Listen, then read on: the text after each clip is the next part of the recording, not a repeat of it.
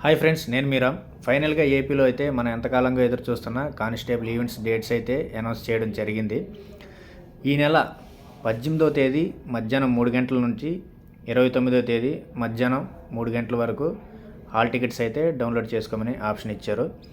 Hall tickets download చేసుకున్న తర్వాత December 30, 31, జనవరి 1 ఈ 3 తేదీలలో ఉమ్మడి 13 జిల్లాలలో ఈవెంట్స్ కండక్ట్ చేయడం జరుగుతుంది. ఎవరైతే ఫిజికల్ మెజర్మెంట్ టెస్ట్కి అలాగే ఫిజికల్ ఎఫిషియన్సీ టెస్ట్కి ఎవరైతే క్వాలిఫై ఉన్నారో వాళ్ళంతాను 18వ తేదీ మన అఫీషియల్ వెబ్సైట్లోకి వెళ్ళి మీ యొక్క రిజిస్ట్రేషన్ నెంబరు, ఫోన్ నెంబరు లేదా డేట్ ఆఫ్ బర్త్ ఎంటర్ చేస్తే మీ హాల్ టికెట్ అనేది డౌన్లోడ్ అవ్వడం జరుగుతుంది. ఆ హాల్ టికెట్లోనే మీరు ఏ తేదీనైతే గ్రౌండ్కి వెళ్ళాలో ఆ తేదీ మరియు టైం కూడా మెన్షన్ చేయడం జరుగుతుంది. ఆ టైంకి వెళితే మీకు సరిపోతుంది.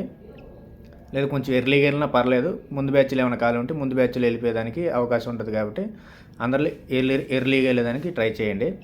అలాగే మనం గ్రౌండ్కి వెళ్ళేటప్పుడు ఏమేమి సర్టిఫికేట్స్ తీసుకెళ్లాలో ఒకసారి చెక్ లిస్ట్ రాసుకోండి. నేను ఆల్రెడీ ఒక వీడియో చేస్తున్నాను, సర్టిఫికేట్లు అయితే ఏవేవి తీసుకెళ్లాలో వీడియో చేస్తున్నాను.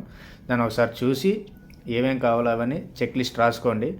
మనం అన్నీ తీసుకున్నామని అనుకుంటాము, ఒక గ్రౌండ్కి వెళ్ళిన తర్వాత ఏదో ఒకటి మిస్ అయిపోవడం జరుగుతుంటుంది. అలాంటప్పుడు మళ్ళీ బ్యాక్ వచ్చేసి మళ్ళీ వెళ్ళాలంటే మీ అంత వాల్యుబుల్ టైం అంతా వేస్ట్ అయిపోతుంది. కాబట్టి సర్టిఫికేట్స్ అన్నీ ఏమేమి తీసుకోవాలో ఒక చెక్ లిస్ట్ రాసుకోండి.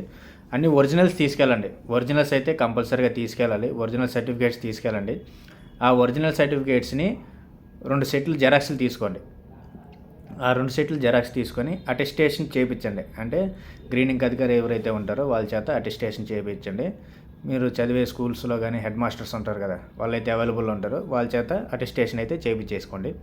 చేయించుకొని అన్నీ అయితే తీసుకొని వెళ్ళండి.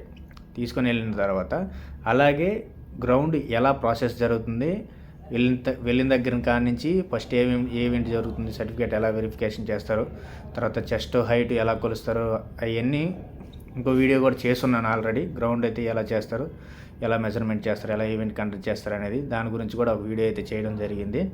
దాన్ని కూడా ఒకసారి చెక్ చేయండి. సో ఎవరైతే అభ్యర్థులు ఉన్నారో వాళ్ళు ఈ తక్కువ సమయం ఉంది కాబట్టి ఈ తక్కువ సమయాన్ని కొంచెం కేర్ఫుల్గా కొంచెం శ్రద్ధ పెట్టి గ్రౌండ్లో ఎక్కువ మార్కులు సాధించేదానికి ప్రయత్నించండి. ఒకవేళ ఎగ్జామ్లో ఏమైనా తక్కువ వచ్చినా ఈ గ్రౌండ్ స్కోర్ మార్కులు కొంచెం హెల్ప్ఫుల్గా ఉంటాయి. కాబట్టి సో గ్రౌండ్ని అయితే ఎవరు నెగ్లెక్ట్ చేయొద్దు. కొంచెం కష్టపడి గ్రౌండ్లో అయితే ఎక్కువ మార్కులు పెట్టేదాన్ని చేయండి. ప్రతి ఈవెంట్ని మీ ఫుల్ ఎఫర్ట్స్ అయితే ఇవ్వండి. 1600 మీటర్స్ అయితే దానికి ఫుల్ ఎఫర్ట్స్ పెట్టేయండి. 100 అయితే 100, లాంగ్ జంప్ అయితే లాంగ్ జంప్, అన్నిటికీ ఫుల్ ఎఫర్ట్స్ పెట్టండి. లేదు మీరు ఇన్ఫీరియారిటీ ఫీల్ అయ్యి నేను ఫస్టే 1600 మీటర్స్కి నా ఉన్న స్టామినా అంతా పెట్టేస్తే మిగతా ఈవెంట్స్ చేయలేకపోతానేమోనని ఫియర్ అయితే పెట్టుకోవద్దు. ఒక్కొక్క ఈవెంట్కి చాలా గ్యాప్ వస్తుంది. 1600 మీటర్స్ అయిన తర్వాత 1 or 2 అవర్స్ గ్యాప్ వస్తుంది. ఈ గ్యాప్లో చాలా రికవరీ టైం అయితే మీకు చాలా ఉంటుంది. కాబట్టి ప్రతి ఈవెంట్లోనూ మీ ఫుల్ స్ట్రెంగ్త్ని అయితే పెట్టండి. టైమింగ్స్ తక్కువ వస్తాయి కాబట్టి మీకు స్కోర్ ఎక్కువ ఇచ్చేదానికి అవకాశం ఉంటుంది. ఆటోమేటిక్గా జాబ్ లిస్ట్లోనూ ముందుంటారు.